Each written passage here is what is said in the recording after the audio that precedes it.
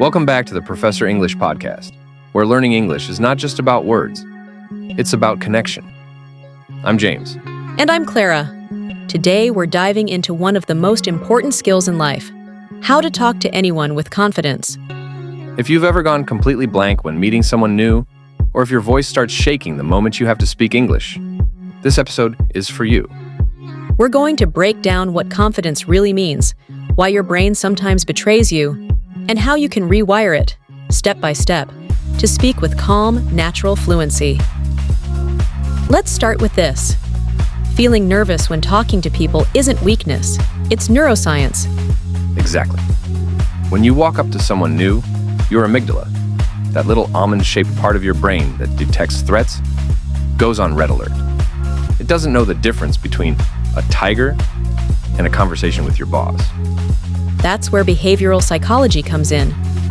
Your brain learned long ago that embarrassment feels dangerous, so it protects you by avoiding social risk. But here's the trick. Confidence isn't the absence of fear, it's acting despite it. Right. When you choose to speak, even when you feel awkward, you send your brain a new signal. Hey, this is safe. That's emotional intelligence in action. You're regulating your emotions, not letting them rule you. So if you've ever thought, I'm just not confident enough to talk to people, that's not true. You simply haven't built the habit yet. Confidence is a muscle. Every hello, every small talk moment is one rep in your social gym. Okay, James, let's talk voice, because confidence isn't only what you say, it's how you say it. Totally. Think of confident speech like rhythm, slow, clear, and calm. When people rush their words, it's because they're nervous and trying to get it over with. Exactly. Here's a trick from social psychology. The slower you speak, the more intelligent and trustworthy you sound. Even if English isn't your first language, slowing down gives your brain time to think, and your listener time to connect. Try this with us. Repeat after me. Hi, it's nice to meet you. Say it again, but slower. Feel that? That's presence. And don't forget tone. Your tone communicates warmth or fear before your words even land. Try smiling when you talk. Smiling actually changes the sound of your voice. That's true.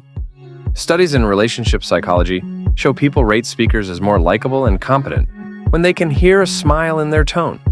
Confidence isn't loud. It's aware. That's so true. When you walk into a room, notice people's energy before you speak. Are they relaxed? Are they rushed? Are they deep in thought? This is what Daniel Goleman, author of Emotional Intelligence, calls social awareness. It's about sensing emotions before they explode. You don't need to fix them. Just understand the flow of the room before adding your own voice. Let's take an example. Imagine you walk into a cafe to meet a friend. They're staring at their phone, frowning.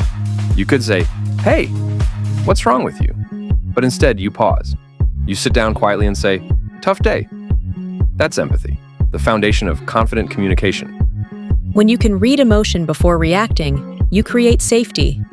And safety creates connection. Clara, you know what the most charismatic people all have in common? Let me guess. Perfect grammar? Nope.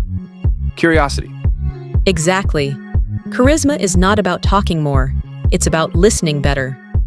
In social dynamics, we call this conversational attunement. Here's a real example. One of my students, Sarah, told me she always froze up in English conversations because she didn't know what to say next. So I gave her one rule. Ask one follow-up question to every answer. If someone says, "I love hiking," she asks, "Where do you usually go hiking?" Brilliant. Because when you show genuine curiosity, the other person feels seen. And when people feel seen, they remember you. That's what relationship psychology teaches us. Connection is built through shared attention, not perfect sentences. Let's make this practical. You're walking into your local coffee shop. The barista smiles and asks, "What can I get started for you?" Most people just mumble, coffee please. But not you. Not after this episode. You smile and say, "Hey, how's your morning going?"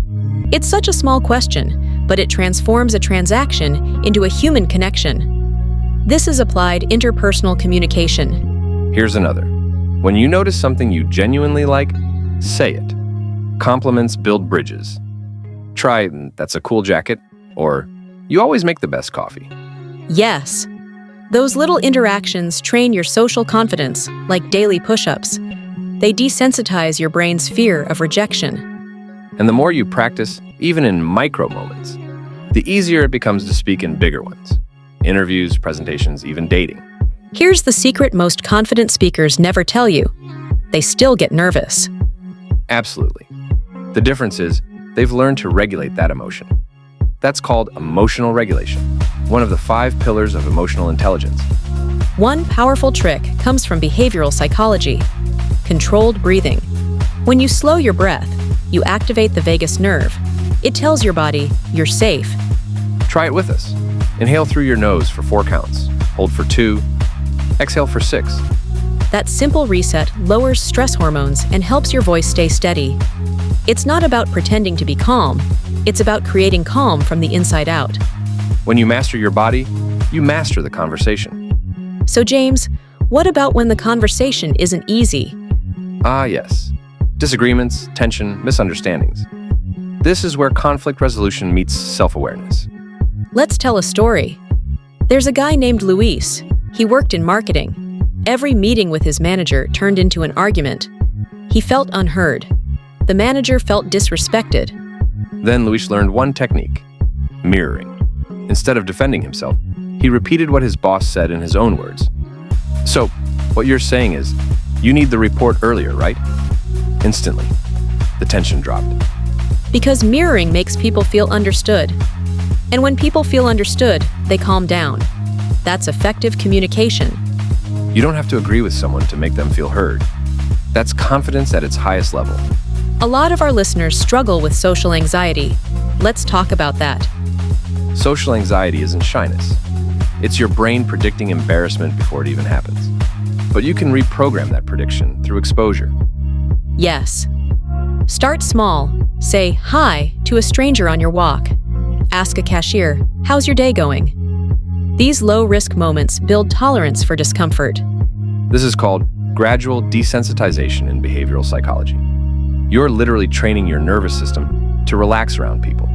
And don't forget, self-compassion is part of emotional intelligence. You're allowed to stumble, laugh, and try again. Confidence doesn't mean never being nervous. It means being okay with being nervous. And speaking anyway. Let's bring it full circle. Confidence isn't about showing off. It's about showing up. Beautifully said. When you talk to someone, don't think, "How can I impress them?" Think, "How can I connect with them?" That shift, from performance to presence, changes everything. You'll notice people lean in. They'll relax because they feel your calm curiosity. That's charisma in its purest form, authenticity. Exactly. When you speak from who you are, not who you think you should be, you create trust. Before we wrap up, let's give our listeners a quick daily routine to strengthen their confidence muscle. Step 1. Morning mirror check. Look at yourself for 30 seconds and say out loud, "I can handle any conversation today." Step 2. Daily hello. Say hello to at least one new person each day. That's your social warm-up. Step 3. Reflection. At night, ask yourself, when did I choose calm over fear today? Write it down. That's how growth becomes permanent. Remember, progress beats perfection, always. And that's it for today's episode of the Professor English Podcast. We hope this conversation helped you feel a little more confident, not just in English, but in yourself. Remember, your words matter, your presence matters. And the more you practice, the more natural it becomes. If you found today's episode helpful, please like, share, and subscribe so you don't miss the next one.